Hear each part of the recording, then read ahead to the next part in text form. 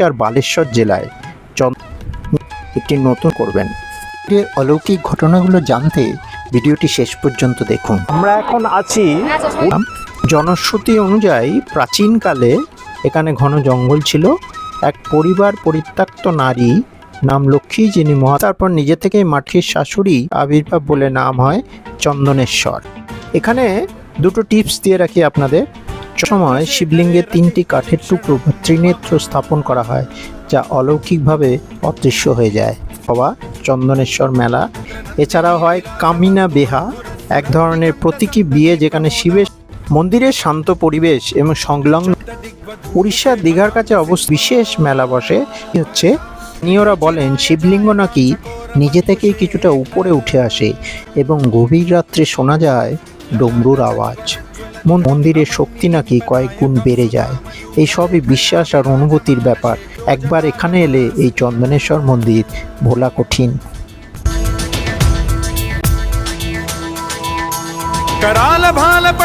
এটা ভক্তির এমন এক স্থান যেখানে বিজ্ঞান যুক্তি সব থেমে যায়। আমরা ফিরলাম হোটেল মহাভোজে, স্বাদে ও গন্ধে অতুলনীয় ছিল। বন্ধুরা, ওয়েলকাম। ঢেউয়ের গর্জন ও সৈকতের বালির বাইরে লুকিয়ে আছে এক প্রাচীন শক্তিপীঠ, যা স্থানীয় ইতিহাসের অঙ্গ। আপনি কি জানেন এই মন্দিরের শিবলিঙ্গ ভূগর্ভ থেকে নিজে নিজেই আবির্ভূত হয়েছিল, যা অত্যন্ত পবিত্র বলে গণ্য করা হয়। কেউ বানায়নি, কেউ বসায়নি। এটাই চন্দনেশ্বর।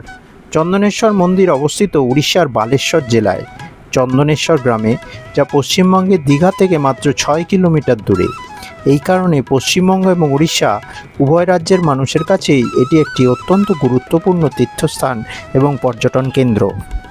নিউ দীঘা থেকে উড়িষ্যার চন্দনেশ্বর শিব মন্দির যাওয়ার পথে উদয়পুর বর্ডার পার হয়ে কিছুটা এগোলেই মূল রাস্তার বাঁ দিকে একটি নতুন রাধাকৃষ্ণ মন্দির হয়েছে। এটি খুব জনপ্রিয় এবং মনোরম স্থান, এটি দেখে নিতে পারেন।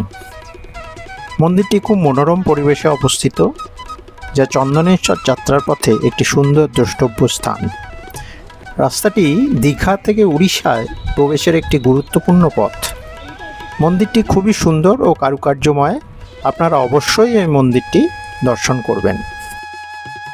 দেখতে দেখতে আমরা চন্দনেশ্বর মন্দির পৌঁছে গেলাম। মন্দিরের অলৌকিক ঘটনাগুলো জানতে ভিডিওটি শেষ পর্যন্ত দেখুন। ওল্ড দীঘা থেকে চন্দনেশ্বর মন্দির উড়িষ্যা প্রায় 6 থেকে 8 কিলোমিটার দূরে অবস্থিত।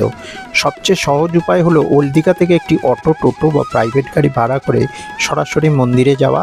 যেতে সাধারণত 35 থেকে 40 মিনিট লাগে। শেয়ার অটো বা টোটো পাওয়া যায়, যা ওল্ড দীঘা থেকে বর্ডার বা নিউ দীঘা হয়ে চন্দনেশ্বর যায়। ওল্ড দীঘা থেকে যে কোনো টোটো চালককে চন্দনেশ্বর মন্দির বললে তারা নিয়ে যাবে। শেয়ার অটোতে জনপ্রতি প্রায় 30 টাকার মতো লাগতে পারে। আমরা এখন আছি উড়িষ্যার বর্ডারের কাছে চন্দনেশ্বর মন্দিরে। আমার পায়ের নিচে এত গরম টাইলস যে আমি দাঁড়াতে পারছি না, ওই জন্য মাঝে মাঝে নড়াচড়া করছি। আপনারা একটু মানিয়ে গুছিয়ে দেখবেন।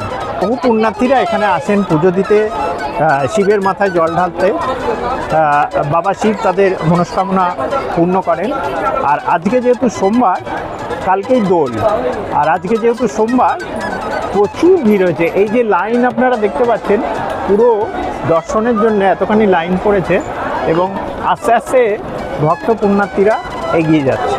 মন্দির প্রাঙ্গণেই আছে জগন্নাথ দেবের মন্দির। আমরা তার সামনেই গুরুস্তম্ভ জড়িয়ে ওনাকে প্রণাম করলাম। জনশ্রুতি অনুযায়ী প্রাচীনকালে এখানে ঘন জঙ্গল ছিল। এক পরিবার পরিত্যক্ত নারী নাম লক্ষ্মী, যিনি মহাদেবের পরম ভক্ত ছিলেন, নিজের গরুর পিছু নিয়ে এই স্থানে একটি চম্পক গাছের নিচে শিবলিঙ্গকে প্রথম দর্শন পান, যেখানে গরুটি দুধ দিচ্ছিল এবং নিজে থেকেই যেখানে ফুল ও বেলপাতার বর্ষণ হচ্ছিল।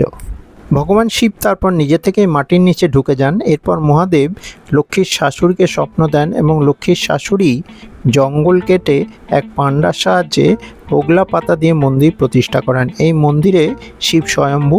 মহাদেবের কোনো মূর্তির দেখা এখানে মেলে না। চন্দন গাছের নিচে বাবার আবির্ভাব বলে নাম হয় চন্দনেশ্বর। এখানে দুটো টিপস দিয়ে রাখি আপনাদের। চন্দনেশ্বর মন্দির থেকে ফেরার সময় একই টোটো বা অটো রিজার্ভ করে রাখা সুবিধাজনক, কারণ সেখানে ফেরার বাহন কম পাওয়া যেতে পারে। আর আপনি এই ট্রিপটি উদয়পুর বা তালসারি বিচের সাথে মিলিয়ে করতে পারেন। আর ভিড় যদি এড়াতে চান তবে অবশ্যই সকাল সকাল মন্দিরে যাওয়াটাই উচিত হবে। ধারণা করা হয় এই মন্দিরটি বর্গী আমলের, প্রায় 300 বছরের পুরনো, এবং পাতাল ফুঁড়ে উঠে আসা এখানে শিব স্বয়ম্ভু হিসেবে পূজিত হন। এটি প্রাচীন উড়িষ্যার কলিঙ্গ স্থাপত্য শৈলীতে নির্মিত। চড়ক পুজোর সময় শিবলিঙ্গে 3টি কাঠের টুকরো বা ত্রিনেত্র স্থাপন করা হয়, যা অলৌকিকভাবে অদৃশ্য হয়ে যায়। প্রায় 13 দিন ধরে চলে এই চৈত্র সংক্রান্তি উপলক্ষে হওয়া চন্দনেশ্বর মেলা। চন্দনের জল দিয়ে শিবলিঙ্গে অর্ঘ্য দেওয়া হয়। এছাড়াও হয় কামিনা বেহা, এক ধরনের প্রতীকী বিয়ে, যেখানে শিবের সঙ্গে সাধারণ মেয়ের বিয়ে দেওয়া হয়। এটা আসলে দেবতা ও ভক্তের মিলনের প্রতীক। অনেকে এই সময় মনস্কামনা করে মানত করেন। মন্দিরের শান্ত পরিবেশ এবং সংলগ্ন বিশাল পুকুর ভক্তদের মনে এক অপার্থিব প্রশান্তি এনে দেয়। উড়িষ্যার দীঘার কাছে অবস্থিত জাগ্রত চন্দনেশ্বর শিব মন্দিরে পুজো দেওয়ার জন্য ভোর 6টা থেকে সন্ধ্যে 5টার মধ্যে যাওয়া ভালো। মন্দিরের কমিটি কাউন্টারের নাম নথিভুক্ত করে বা পুরোহিতের সাহায্যে পুজো দেওয়া যায়। চৈত্র সংক্রান্তিতে মানে 14-15 এপ্রিল বিশেষ মেলা বসে ও শিবলিঙ্গ স্বয়ম্ভু হওয়ায় এখানে মনস্কামনা পূরণের জন্য সুতো বাঁধার প্রচলন আছে। চন্দনেশ্বর মন্দিরে পুজো দেওয়ার পদ্ধতি হচ্ছে মন্দির সংলগ্ন দোকান থেকে ফুল, বেলপাতা ও দুধ কিনতে পারেন। মন্দির প্রাঙ্গণে নাম নথিভুক্ত করে বা সাধারণ লাইনে দাঁড়িয়েও পুজো দেওয়া যায়। এখানে একটি কল্পবৃক্ষ আছে, যেটা আগে দেখিয়েছি। সেখানে ভক্তরা মনস্কামনা পূরণের জন্যে সুতো বাঁধেন। বিশেষ সময় বলতে প্রতি বছরই 14 এপ্রিল উড়িয়া পঞ্জিকা অনুযায়ী চৈত্র সংক্রান্তি এখানে বড় মেলা বসে, যা 13 দিন ধরে চলে।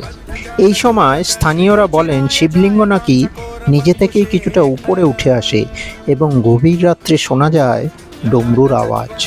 মন্দিরের পুরোহিতরা বলেন চৈত্র সংক্রান্তিতে মন্দিরের শক্তি নাকি কয়েক গুণ বেড়ে যায়।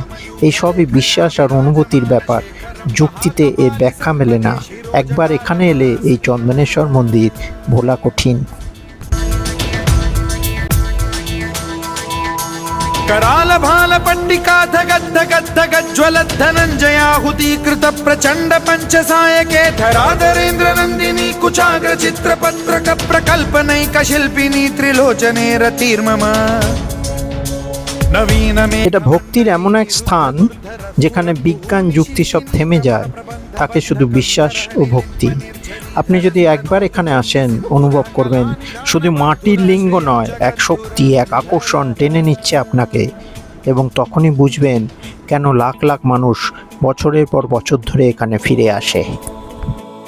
আমরা ফিরলাম হোটেল মহাভোজে দুপুরে নিরামিষ আহার করতে।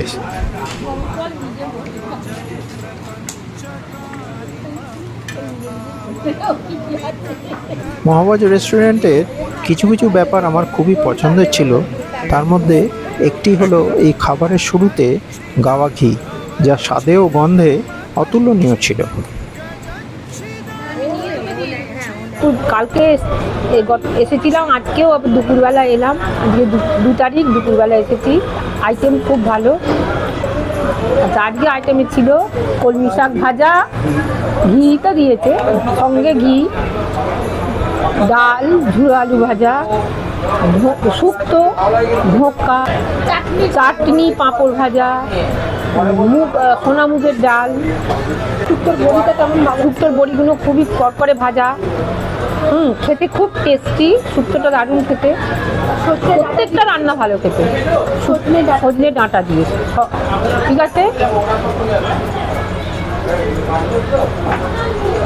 এবং ঝরঝরে ভাত। ও বলে যাবো, ঝরঝরে ভাত, গরম ঝরঝরে ভাত।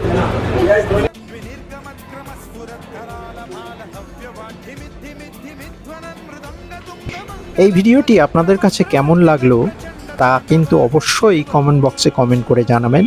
ভালো লাগলে চ্যানেলটিকে সাবস্ক্রাইব করবেন এবং বরাবরের মতো অবশ্যই আমাদের সঙ্গে থাকবেন। নমস্কার।